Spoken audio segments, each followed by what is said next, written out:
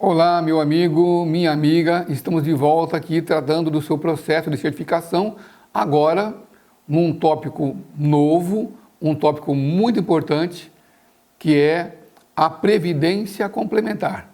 Vamos falar aqui de PGBL e VGBL. Bom, nós sabemos que existe aí a Previdência Social, né?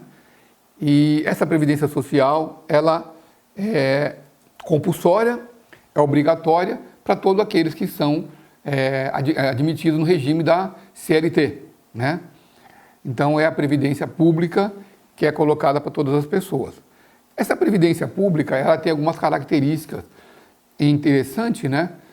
Por exemplo, que o plano de seguridade, né? O plano onde as pessoas estão ali expostas, é o regime de repartição simples. Então, a Previdência Pública, né, brasileira trabalha com regime de repartição simples. Significa dizer regime de repartição simples.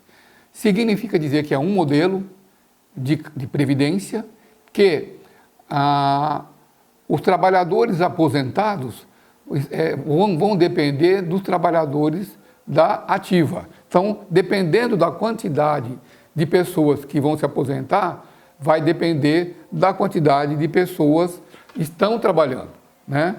Então, pode ser que essas pessoas não tenham aí a quantidade de pessoas empregadas suficiente para poder fazer frente à quantidade de pessoas empregadas. Nesse caso, pessoas empregadas para pagar os aposentados. Nesse caso é que vai surgir, então, o déficit na Previdência. Esse déficit, então, terá que ser financiado pelo governo, como nós vimos aí agora, recentemente, na reforma da Previdência. Os trabalhadores na ativa, uma quantidade inferior à quantidade dos trabalhadores, né, efetivados, e aí, então, o governo precisou, né, contribuir financeiramente no equilíbrio desse montante para que as pessoas pudessem ficar aposentadas, né? Aí, então, nessas condições, é que se surge, então, a Previdência Complementar. A Previdência Complementar, ela surge no sentido de que aquele ganho que a pessoa tem com base na Previdência Pública, né, pode ser insuficiente para as suas despesas na velhice. Então, aí ele vai usar da Previdência Complementar. Essa Previdência Complementar ela pode ser aberta ou pode ser fechada. A Previdência aberta nós vamos falar com mais detalhes, que é essa do PGBL e VGBL, e as Previdências fechadas são aquelas, né, entidades fechadas de Previdência Complementar e Previdência, que são aquelas, por exemplo, do Banco do Brasil, por exemplo, da Caixa Econômica. São aquelas previdências de uma empresa, né? Ou de um grupo de empresas, a gente chama de mantenedoras, né? Daquele plano, que vão ter ali alguns regramentos, né? Para que as pessoas se aposentem. E aí pode ter diversos modelos de plano, como, por exemplo, você receber pelo aporte que foi feito, né? Ou então receber com base no tempo de vida, né? Então, são diversos modelos que são colocados aí, né? Esses mercados de previdência complementar, eles são regulados, né, pela SUSEP, né? A SUSEP que controla isso. E aí, então, quando eu mexo com a entidade de previdência complementar, eu vou estar vinculado aí à Previc, né? Ao setor de previdência que vai cuidar aqui dessa previdência complementar, né?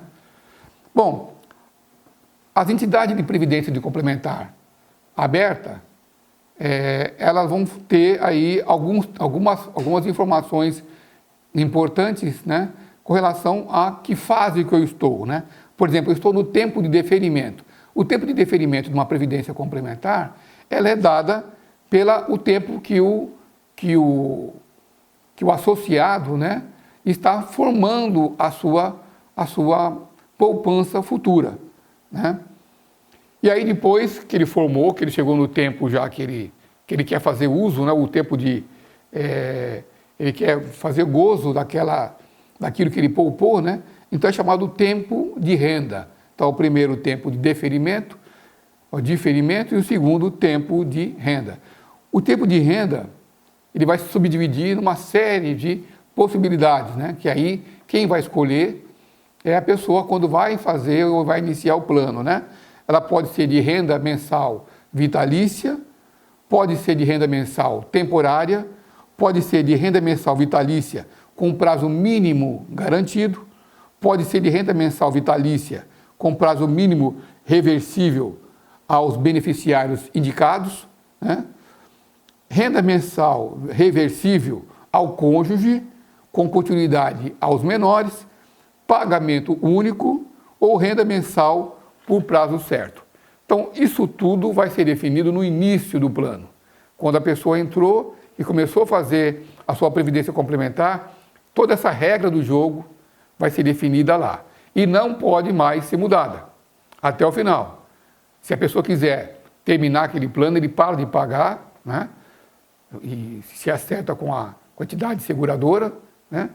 E aí ele vai fazer um outro plano de acordo com o que ele imagina para o futuro.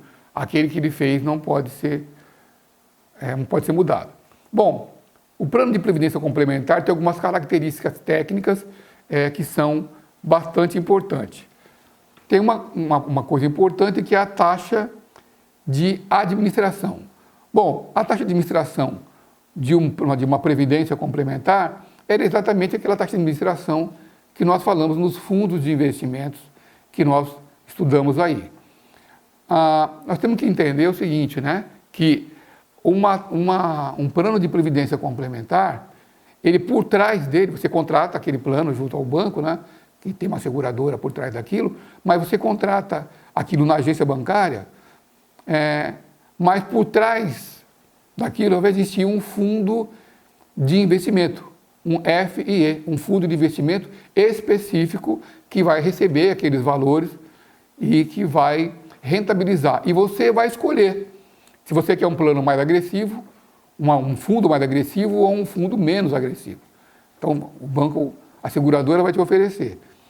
E aí, para que isso seja administrado, comprar papéis, vender papéis, né?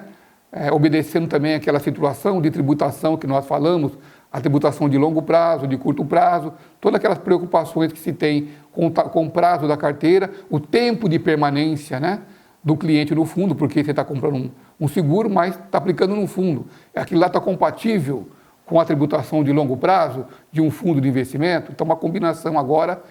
Mas trata-se de o quê? De um trabalho de gestão.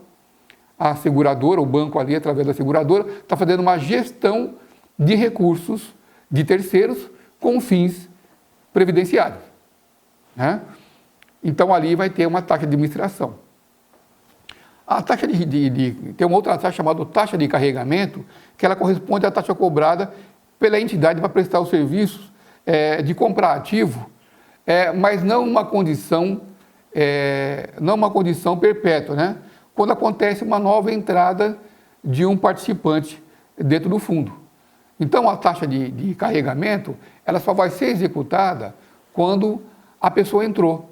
Quando a pessoa entrou num fundo, ele causou, né, impacto, né, no gestor e no administrador do fundo, ou seja, ele deu serviço, a pessoa teve que trabalhar. E por aquele trabalho, por aquela movimentação, ele vai fazer, então, vai cobrar essa taxa de carregamento. Detalhe importante, tá?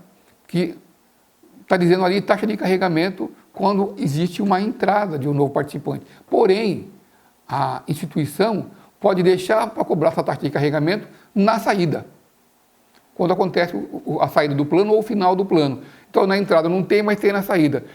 Isso pode acontecer o seguinte, a pessoa não entender do porquê que está tendo aquela taxa na saída, ele vai dizer, porque nós não cobramos na entrada. Então, é a taxa de carregamento que está acontecendo ali, né? Outra característica técnica é a portabilidade. A portabilidade se refere à possibilidade de uma um mutuário, vamos falar assim, né? De um plano de aposentadoria e pensão, né? Complementar, ele querer levar esse plano para outro banco, a razão da taxa de administração ou a razão da performance, qualquer outro motivo, ele quer levar embora. E sobre a portabilidade, não existe custo. Ele pode levar de um lado para outro sem pagar custo, né? Detalhe importante, né, é que a portabilidade não pode acontecer entre planos diferentes. Por exemplo, eu tenho um PGBL e um VGBL. Eu não posso mudar de um PGBL para o VGBL ou vice-versa. Eu tenho que mudar de um PGBL para um PGBL. Eu tenho que mudar de um VGBL para um VGBL. Então, essa mudança, né, essa portabilidade pode acontecer entre entidades fechadas, pode ocorrer entre entidades abertas, pode ocorrer de aberta para fechada ou de fechada para aberta. O que não vai poder acontecer é de ser planos diferentes. Tá?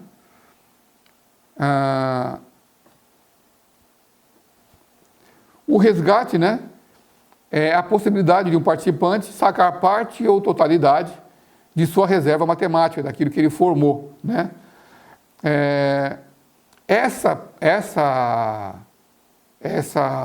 Esse resgate somente é permitido durante o período de contribuição, ou seja, período de acumulação, né? E antes do início da concessão dos benefícios.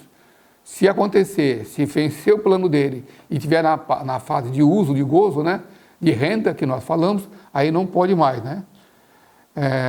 Se o participante pedir o resgate, né, ele vai ter que arcar com os pagamentos dos impostos, né, de acordo com aquela tabela que nós falamos, aquela tabela que nós vamos falar daqui a pouquinho, né, uma tabela progressiva ou regressiva de imposto de renda, de acordo com o plano PGBL, VGBL e mais a tabela. Nós vamos dizer daqui a pouquinho que ele vai poder escolher uma tabela regressiva ou progressiva e que tipo de plano. Então, se ele pedir resgate aqui, ele vai ter que obedecer àquela tabela daquele plano que ele escolheu. Dito isso, meu amigo, minha amiga, nós vencemos a primeira etapa tratando aqui da previdência complementar. Mas ainda temos assunto pela frente. Nos encontramos daqui a pouquinho. Até mais e boa sorte.